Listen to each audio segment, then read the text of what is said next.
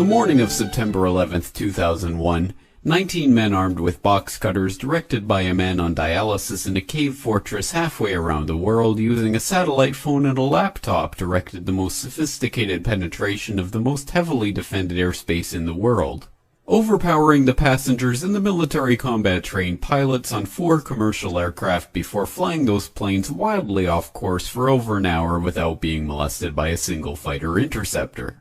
These 19 hijackers, devout religious fundamentalists who like to drink alcohol, snort cocaine, and live with pink-haired strippers, managed to knock down 3 buildings with 2 planes in New York, while in Washington a pilot who couldn't handle a single-engine Cessna was able to fly a 757 in an 8,000-foot descending 270-degree corkscrew turn to come exactly level with the ground, hitting the Pentagon and the Budget Analyst Office where DoD staffers were working on the mystery of the $2.3 trillion that Defense Secretary Donald Rumsfeld had announced missing from the Pentagon's coffers in a press conference the day before, on September 10th, 2001.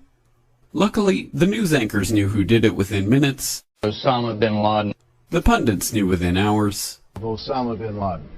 The administration knew within the day. Terrorists who committed these acts and those who harbored them. And the evidence literally fell into the FBI's lap. That a hijacker's passport was found blocks from the World Trade Center crash site, if you can believe that.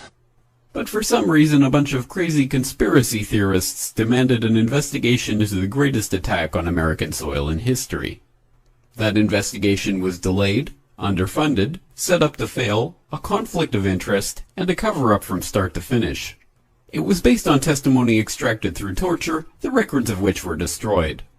It failed to mention the existence of WTC-7, Able Danger, P-TECH, Sibel Edmonds, OBL and the CIA, and the drills of hijacked aircraft being flown into buildings that were being simulated at the precise same time that those events were actually happening. It was lied to by the Pentagon, the CIA, the Bush administration, and as for Bush and Cheney, well, no one knows what they told it because they testified in secret, off the record, not under oath, and behind closed doors. It didn't bother to look at who funded the attacks because that question is ultimately of little practical significance. Still, the 9/11 Commission did brilliantly answering all of the questions the public had, except most of the victims' family members' questions, and pinned blame on all the people responsible, although no one so much as lost their job, determining the attacks were failure of imagination. Because Nobody in our government, at least, and I don't think the prior government that could envision flying airplanes in the buildings. Except the Pentagon, FEMA, NORAD, and the NRO. The DIA destroyed 2.5 terabytes of data on Able Danger, but that's okay because it probably wasn't important. The SEC destroyed their records on the investigation into the insider trading before the attacks, but that's okay because destroying the records of the largest investigation in SEC history is just part of routine record keeping. NIST has classified the data that they used for their model of WTC-7's collapse, but that's okay because knowing how they made their model of the collapse would jeopardize public safety. The FBI has argued that all material related to their investigation of 9/11 should be kept secret from the public, but that's okay because the FBI probably has nothing to hide. This man never existed, nor is anything he had to say worthy of your attention, and if you say otherwise, you are a paranoid conspiracy theorist and deserve to be shunned by all of humanity.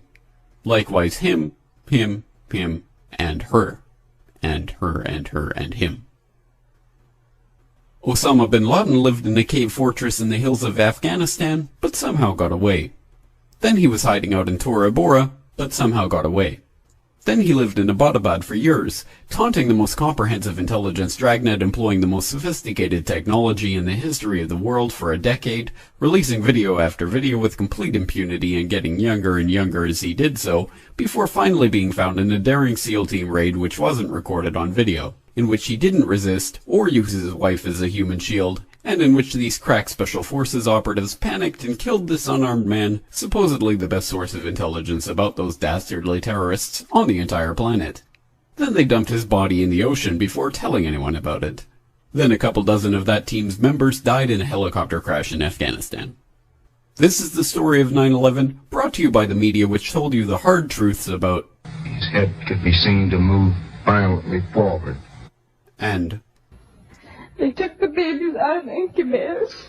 And mobile production facilities. And the rescue of Jessica Lynch. If you have any questions about this story, you are a batshit paranoid tinfoil dog-abusing baby hater and will be reviled by everyone.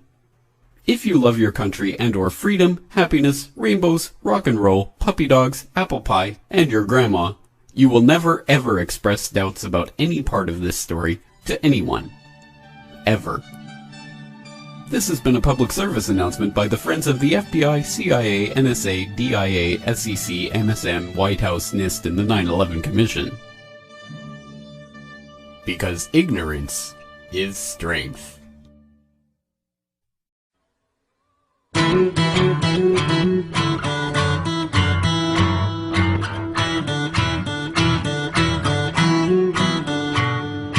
Junio 2001, William Cooper advertía que algo gordo se venía, que a Bin Laden culparían, pero el líder no sería responsable del ataque de bandera falsa armada que muy pronto ocurriría. Billy pudo percatarse que ni el FBI lo hallaba y de repente CNN publicaba con su cara una entrevista muy osada realizada en su escondite para amenazar al norte en un recado cero creíble, pero no lo contó la TV. 11 de septiembre, 2 aviones comerciales eludieron los radares, arrasando 3.000 almas. La seguridad más grande del planeta fue burlada por un grupo de rebeldes con navajas talibanes. Nunca había ocurrido antes que colapse un edificio y se derrita en caída libre, cual si viese un precipicio. Y claramente cada torre fue un derrumbe controlado. Se llama no termita el componente utilizado, pero no lo contó la TV. Negro destilaban porque oxígeno faltaba y eso revelaba que al ardor ya poco le quedaba. Nunca pudo comprobarse la teoría del colapso. Cada dato del informe resultó manipulado. 7 horas transcurridas de la torre ya caídas, un tercero se desploma. El World Trade Center se ven el motivo del derrumbe. No hay manera que lo prueben, sin lugar a dudas. Otra detonación asistida, pero no lo contó la TV. Los testigos que escaparon padecieron explosiones en los pisos inferiores, alejados del impacto. Unas angulares puntas en las vigas que quedaron acusaron un meticuloso método de corte que es exactamente el modo en que el derrumbe se organiza para conseguir la convergencia que se hace ceniza, porque no hay forma en que tanto acero en bloque se derrita. Sin embargo, hierro líquido cayendo se veía, pero no lo contó la TV. Se hallaron casi cuerpos por la fuerza del colapso, pero un pasaporte intacto en las ruinas se encontraron. Por supuesto era de un terrorista ya identificado, un seguro responsable y coautor del atentado. A 3 días y sin pruebas, 19 son culpados, todos ellos musulmanes radicales conocidos del grupete de suicidas. 6 aún estaban vivos, nunca fueron retirados del legajo de imputados, pero no lo contó la TV.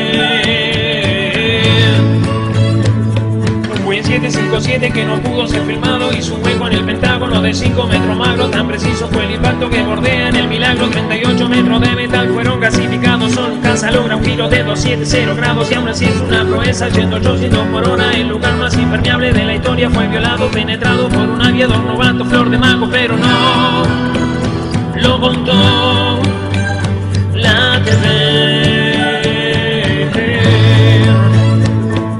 Cuarto que un tratado del que dicen fue estrellado por los mismos tripulantes que se habían amotinado, pero hay quienes escucharon los misiles y el impacto que regaron 8 millas del avión en 1000 pedazos, siendo el peor ataque terrorista nunca visto. Se ignoraron todas las medidas que usualmente aplican para colmo el protocolo de defensa. Lentifican meses antes para hacer aún más turbio el acertijo, pero no lo contó la TV.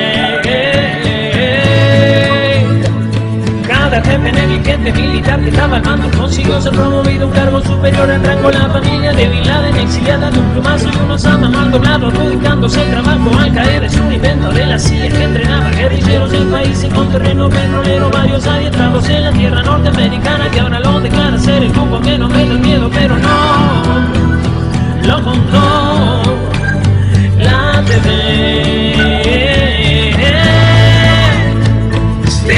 Con la estratega de Estados Unidos reveló que Osama Bin Laden ya estaba fallecido por un serio problema renal que incluso ya durante la administración de Clinton lo tenía agonizante. Todo el terrorismo que la prensa Sí, también lo he utilizado, mamá, con el mismo fin. Limitar la libertad de los derechos a invadir, pero no lo contó la TV.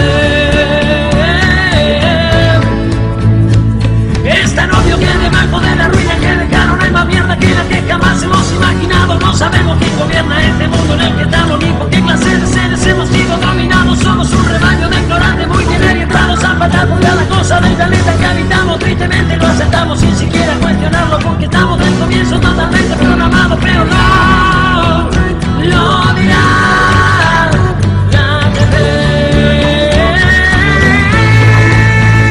Porque no lo contó la TV. No lo contó la TV.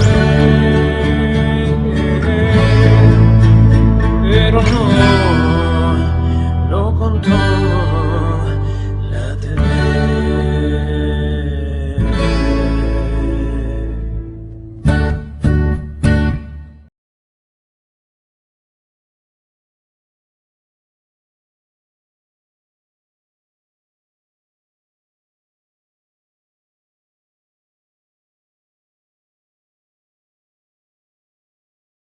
Proyecto Segunda República.